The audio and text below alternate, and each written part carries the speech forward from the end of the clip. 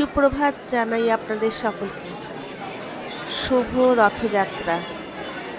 একটা নতুন ব্লগে আপনাদের সকলকে স্বাগত জানাই। আশা করি আপনারা সকলেই খুব ভালো আছেন। আমিও ভালো আছি। এখন যেটা দেখছেন সেটা হচ্ছে জগন্নাথ দেব, বলরাম আর সুভদ্রাকে আমাদের মন্দিরে পুজো হয়ে যাওয়ার পর রথে তোলার জন্য নিয়ে যাওয়া হচ্ছে। তো চলুন দেখুন। প্রথমে তো ওনার প্রতিমূর্তি গেছিলেন, এখন প্রভু যাচ্ছেন জগন্নাথ দেব রথে ওঠার জন্য। দেখুন কত সুন্দরভাবে, কত সমারোহের সঙ্গে মহাপ্রভুকে নিয়ে যাওয়া হচ্ছে।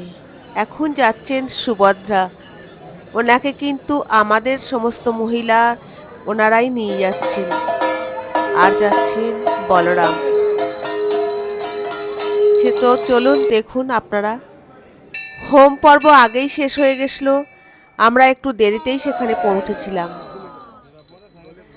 এখানে এখন ফুল আর ঝাড়ু লাগিয়ে রাস্তা পরিষ্কার করা হচ্ছে।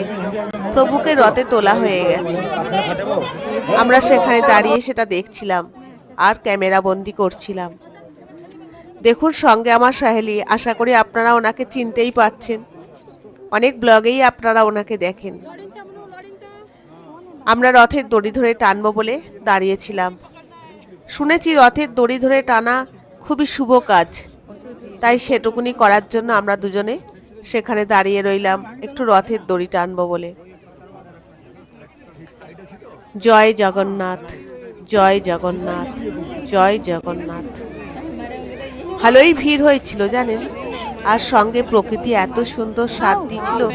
সকাল থেকে রিমঝিম বৃষ্টিতে মেতে উঠেছিল, কিন্তু প্রভু যখন রথে উঠলেন আর কোথাও কোনো বৃষ্টির চিহ্ন মাত্র ছিল না। প্রভুর রথের দড়িতে টান পড়ল, প্রভু চললেন মাসির বাড়ি। দেখুন আমিও একটু রথের দড়ি ছুঁয়ে নিলাম।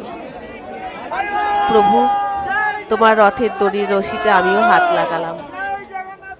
আমরা এখানে একটুখানি থাকার পর বেরিয়ে পড়লাম মণিপুরের খুব বড় একটা রথযাত্রা অনুষ্ঠানে অংশগ্রহণ করার জন্য। দেখুন আমরা সেখানে পৌঁছে গেছি, আমি আর আমার বান্ধবী। এখানেও এসে দেখলাম রাস্তা জলের গাড়ি দিয়ে পরিষ্কার করা হচ্ছে, আর দূর থেকে দেখছি রথ সাজানো হয়ে গেছে। খুব সুন্দরভাবে রথটাকে সাজিয়ে রেখেছে, আর সমস্ত রাস্তা জল দিয়ে পরিষ্কার করছে। এত ভালো লাগছিল দেখতে দূর থেকে এই অপূর্ব দৃশ্য।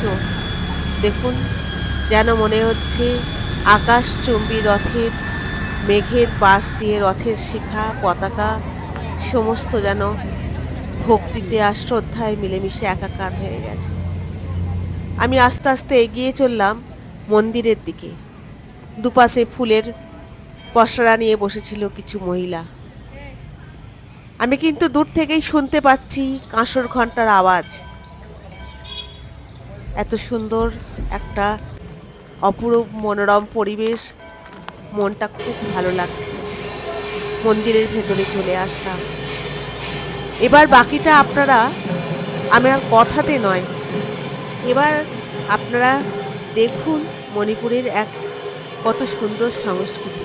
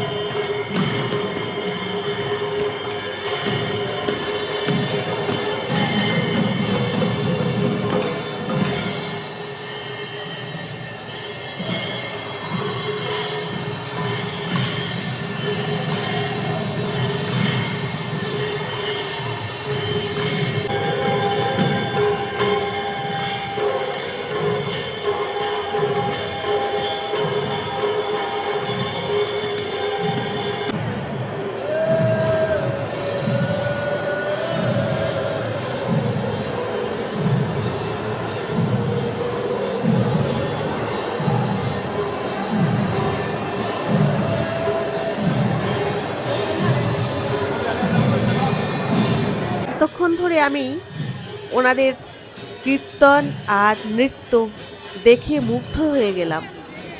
যদি আমি এই মন্দিরে না আসতাম, অনেক কিছু আমার দেখা অসম্পূর্ণ থেকে যেত। এগিয়ে চললাম মন্দিরের কাছে যেখানে পুজো হচ্ছে।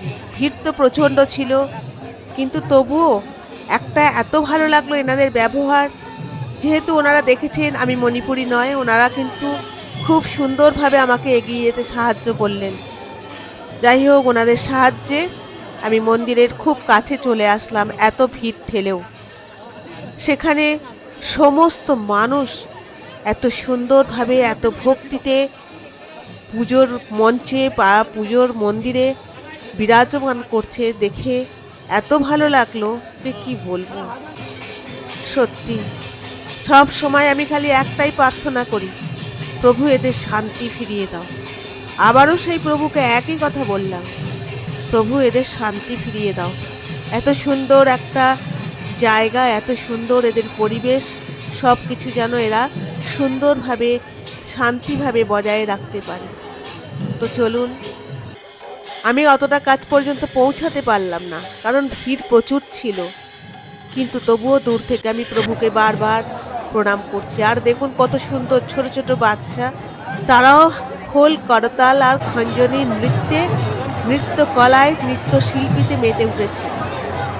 আর জানেন, পুজো হয়ে যাওয়ার পর ফুল আর ফল ছুটছিল, কিন্তু আমি অত কাজ পর্যন্ত পৌঁছাতে পারলাম না। অনেক চেষ্টা করেছিলাম, শুধু প্রভু দুটো ফুল নিয়ে আমি ফিরে আসলাম, পৌঁছাতে পারলাম না। যাই হোক, দেখুন নাট মন্দির কত সুন্দরভাবে সেজে উঠেছে। আর যারা এতক্ষণ নৃত্য করছিলেন তারাও এখন বিশ্রাম নিচ্ছেন। আমি ওকে মন্দির থেকে বেরিয়ে চলে আসলাম যেখানে রথ, কারণ এখন প্রভুকে রথে তুলবে, তাই আমি ভিড় এড়ানোর জন্য আগেই চলে আসলাম। দুপাশে সারি দিয়ে দাঁড়িয়ে আছে সমস্ত ভক্ত রথের দড়ি টানার জন্য। এক অপরূপ দৃশ্য। রবীন্দ্রনাথ ঠাকুরের ভক্তিভাজন কবিতাটা আমার মনে পড়ে গেল। রথযাত্রা লোকারণ্য মহা ধুমধাম, ভক্তেরা লুটায়ে পথে করিছে প্রণাম। পথ ভাবে আমি দেব, রথ ভাবে আমি, মূর্তি ভাবে আমি দেব, ভাসে অন্তর্যামী। সত্যি দেবতা আর কোথাও বিরাজমান নন, উনি এই ভক্তের মাঝেই বিরাজমান। রথযাত্রা কেবল একটা উৎসবই নয়, এর গভীর আধ্যাত্মিক এবং সামাজিক তাৎপর্যও রয়েছে।